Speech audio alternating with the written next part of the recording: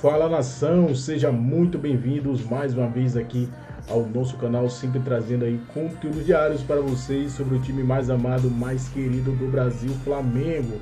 Galera, estamos trazendo para vocês mais um corte aqui do canal Fala João Guilherme. Vamos deixar aqui os créditos, direitos autorais, que fez uma entrevista aí com o Landim, o presidente atual do Flamengo. Ele falou aí sobre o terreno do Flamengo, os planos do Mengão para construir aí o seu grande estádio. Nem há tanto tempo a torcida almeja esse presente e também da renovação aí e a saída de Gabigol. Vamos aqui para esse vídeo, deixa aquele like e se inscreva aqui no nosso canal. O presidente Rodolfo Landim vai no podcast Fala João. Começaram a surgir muitas perguntas, né, na internet, curiosidades, e eu fiz aqui uma compilação, né, de dúvidas do torcedor. E uma das que mais apareceu, presidente, é a seguinte: você falou do dinheiro que o Flamengo já tem para dar para comprar o terreno agora no leilão. Uhum. E em cima disso, um investimento total, presidente, para a construção do estádio ali? Acho que daria um estádio para 80 mil pessoas pelos estudos que a gente fez até agora. Uhum. A gente tem que levar em consideração alguns aspectos arquitetônicos, também avaliando aspectos de legislação. Nesse estudo de viabilidade que a gente fez, na verdade não foi nenhum estudo de engenharia básica, tá? Foi um estudo de viabilidade técnica e econômico, mas já levando em consideração algumas premissas. A gente tem que considerar, por exemplo, uma promessa que a gente tem para a torcida é que a gente vai ter uma área em que a torcida vai assistir em pé atrás do gol. Então, teremos a geral no estádio do Flamengo? Teremos a geral na estádio do Flamengo, dos dois lados. Teremos dos dois lados. E um ingresso mais popular ali. Isso, essa é uma promessa que a gente teve e vai manter. E a gente vai fazer isso. Então o estádio do Flamengo terá o setor popular? Terá dois setores. Setores populares. Atrás dos gols, sendo que de um lado dos gols um pouco maior do que o do outro lado do estádio. E, na verdade, a gente espera arrecadar até mais, porque se a gente compara, por exemplo, com o Maracanã, no Maracanã nós já saímos de 5 mil ingressos que já são cadeiras cativas que têm donos. Eu mesmo sou proprietário de 8. Estão trabalhando contra mim, mas eu tenho 8, que são ingressos que o Flamengo acaba não ganhando nada. Então, se você for ver, a gente tem perdas muito grandes também no Maracanã, porque foi um estádio concebido na sua última reforma para a Copa do Mundo, onde as torcidas assistem os jogos juntos. Mas você tem um regulamento das competições aqui no Brasil, onde você tem que reservar 10% dos ingressos para o visitante. Só que como o Flamengo, o Maracanã não foi concebido para isso, você tem que perder uma quantidade enorme de lugares para fazer a separação de torcidas, coisas como essa. Existem outros problemas, né? Camarotes e ingressos que a gente é obrigado a dar em troca da concessão, custos adicionais pela forma de operação de um estádio que não foi desenhado para que a gente possa atender a legislação específica que a gente tem aqui. Ou seja, existe uma série de otimizações que a gente vai poder fazer com o nosso estádio. E outra coisa, a gente vai desenhá-lo para que a gente possa ter produtos onde a gente tenha serviços agregados a esse produto, né? Ao ingresso, que esses sim são aqueles que vão trazer maior retorno para a gente. Tem muita gente que não se importaria de pagar até muito mais, desde que ela tivesse um pouco mais de conforto, que ele pudesse chegar no estádio, e é ali que a gente vai provavelmente ganhar bem mais. Não vai ser no ingresso mais popular da torcida, que a gente precisa tanto para empurrar o time, né? Que é a nossa locomotiva e que empurra o time do Flamengo. Então, eu não tenho dúvida que a gente podendo desenhar um estádio para poder atender aos diversos públicos que a gente tem, a gente vai transformar, vamos dizer assim, essas receitas de sócio-torcedor mais match day em algo muito maior do que o que a gente tem hoje. Pelo tamanho do terreno, 87 mil metros quadrados, um estádio para 80 mil pessoas, teria que ser um estádio bem vertical, bem alto. Inspiração em algum estádio específico no projeto, que você possa adiantar aí em detalhes para a gente? Tem um pouco Santiago lá... Bernabéu? O Santiago Bernabéu é um estádio bem vertical, para quem já teve a oportunidade de ir. Mas ele é um estádio com assentos, todos com assentos, sim, né? Sim. Mas alguém já viu o estádio do Borussia Dortmund, né? E tal, você vai ver atrás do gol, onde você tem a parede amarela, Isso, o Yellow Wall lá exato. E tal. A gente vai ter algo que é mais... por aí, presidente? É por aí. A gente vai jogar lá, vai ser um caldeirão. A muralha rubro-negra? A muralha rubro-negra. Vai ser caldeirão. Vai ter que... Vai ser um pouquinho mais difícil ainda do que no Maracanã jogar lá. Eu sei que a torcida do Maracanã, como disse o Gabigol, às vezes transforma aquilo no inferno para quem não está lá. Mas eu acho que a gente vai ter um estádio que vai ser muito mais propício para a gente poder mostrar a força da torcida. Esse estádio do Borussia, o Signal Iduna Park, né, Borussia Dortmund. É esse mesmo. Ele é uma inspiração? Ele é uma inspiração nesse aspecto da proximidade e da forma com que a gente quer colocar a torcida trabalhando no estádio. Ele é. Perfeito. Presidente, vamos voltar para a área, né, que financeira. É a sua especialidade, exatamente. Porque tudo isso que estamos falando tem um custo, já falamos ali do preço do leilão que será pago, cash, mas o investimento total. Qual é a estimativa do custo desse projeto? A gente fala aí, quer dizer, depende do nível de acabamento que a gente vai ter, uma série de coisas. Mas assim, os primeiros números que a gente falava, algo entre 1,5 e 2 bilhões de reais.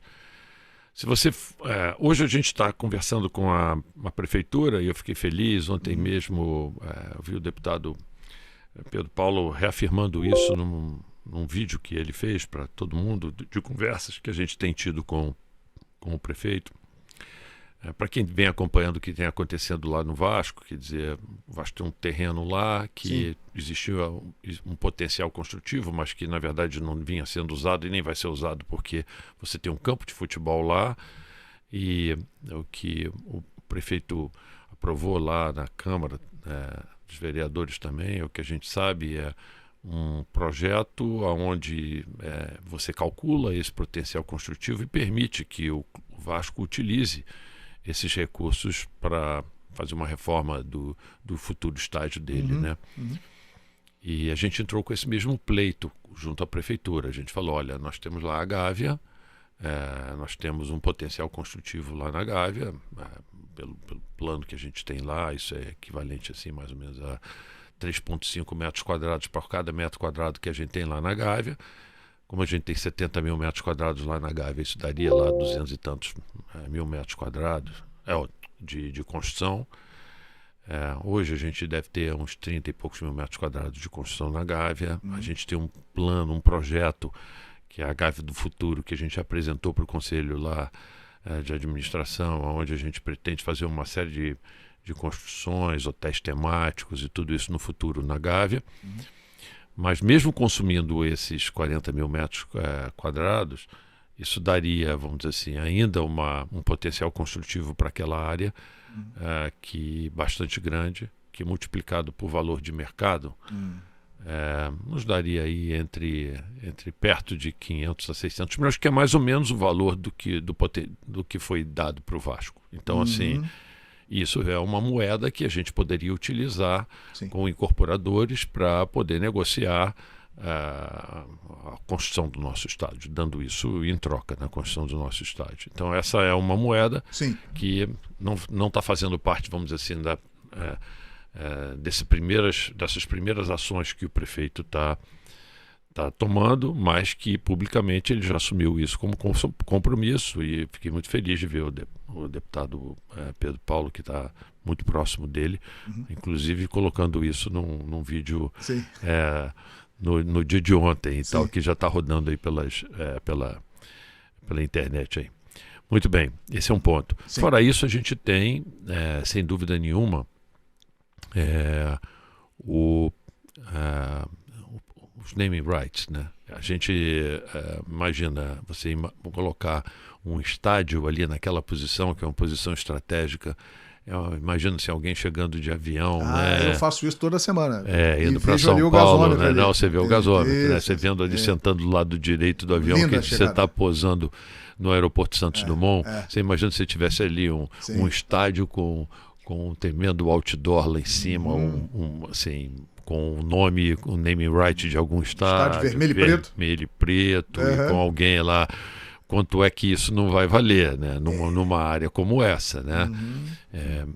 Então, assim, a gente não tem dúvida de que... E é o estádio do Flamengo, e a gente pretende fazê-lo, vamos dizer assim, o maior estádio do Brasil. Então, eu não tenho dúvida que vai ser algo muito especial. A gente já está começando já a se estruturar para ir buscar interessados para poder fazer isso.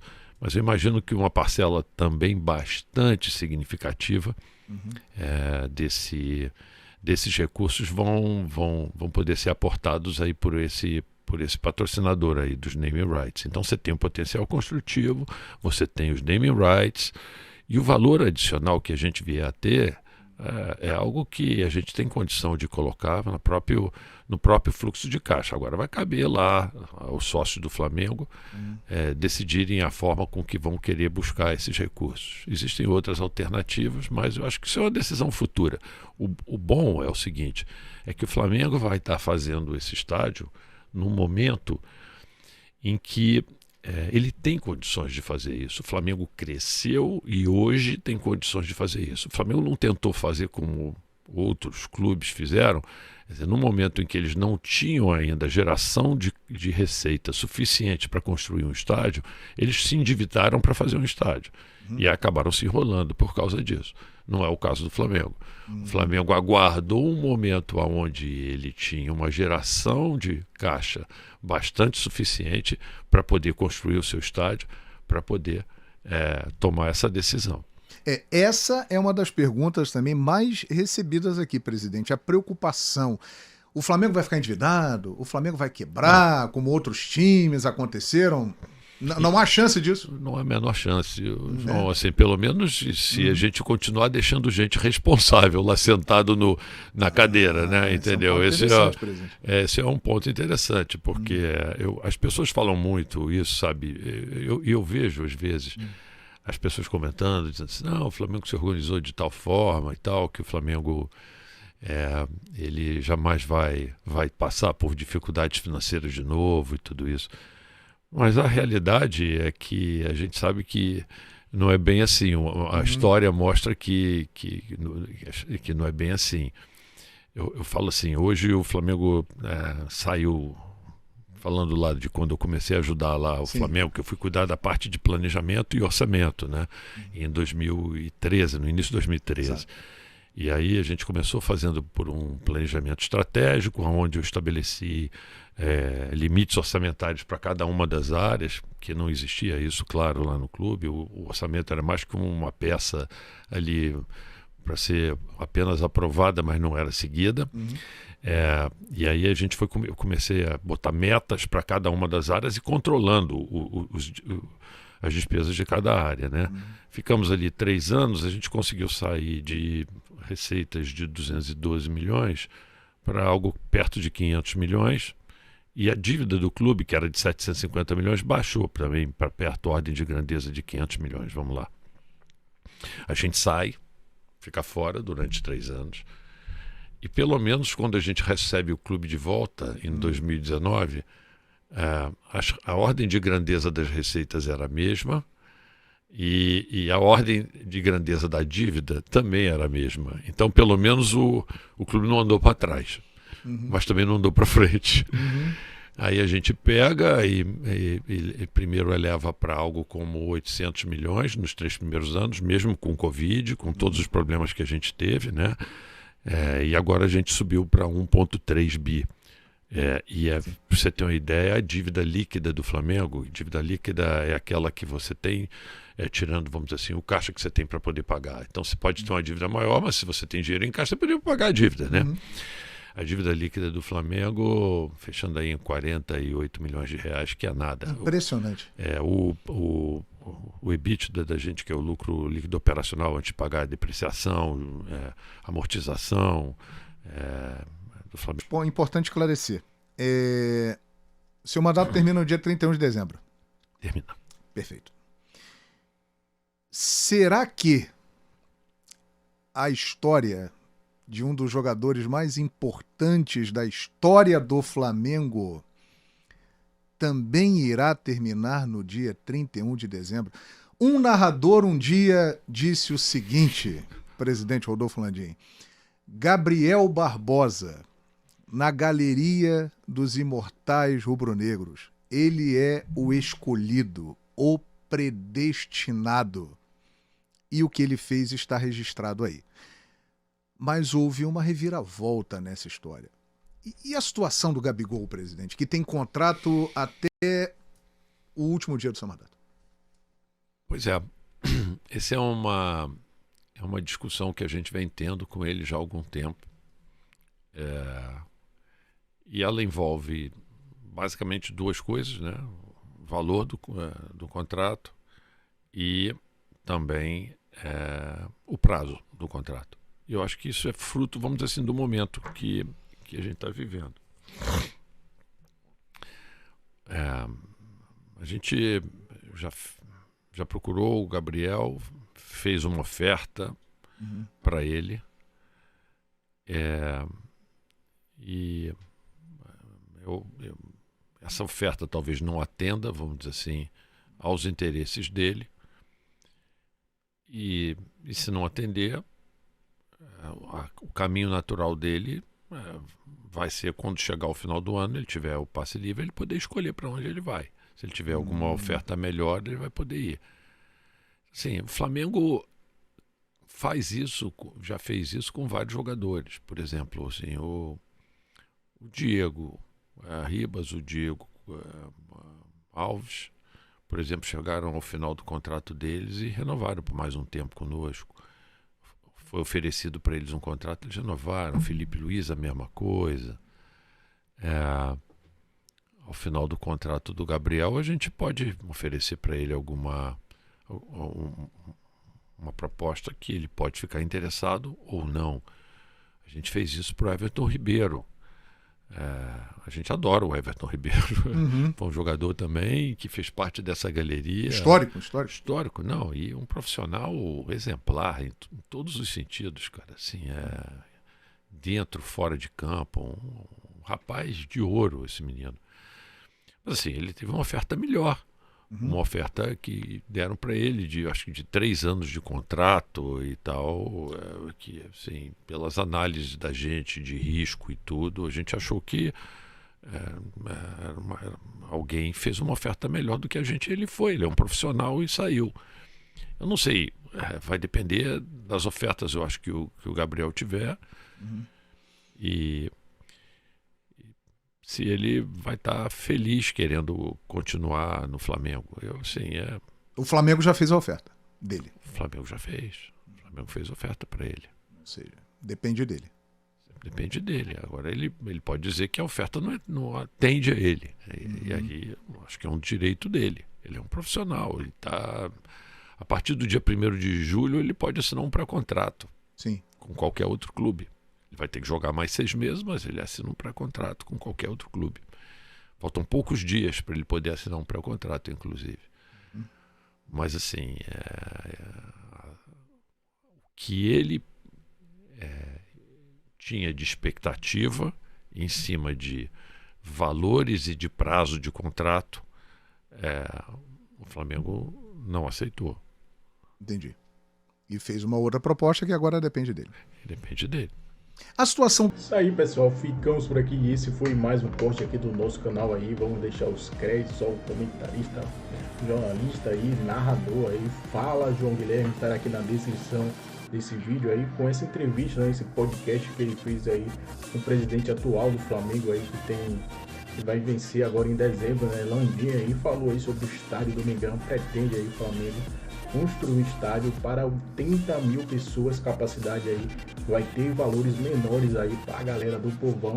A diretoria do Flamengo aí tende a cumprir isso aí. Isso já é uma promessa antiga aí da atual gestão do Flamengo, e eles falaram aí que vai sim planejar aí ter esses ingressos mais baratos, um espaço reservado aí, que terá os ingressos mais em conta. E também falou aí sobre a renovação de Gabigol. Tudo depende de Gabigol, já fez uma proposta, mas dei a entender aí que Gabigol talvez não fique no Flamengo, né?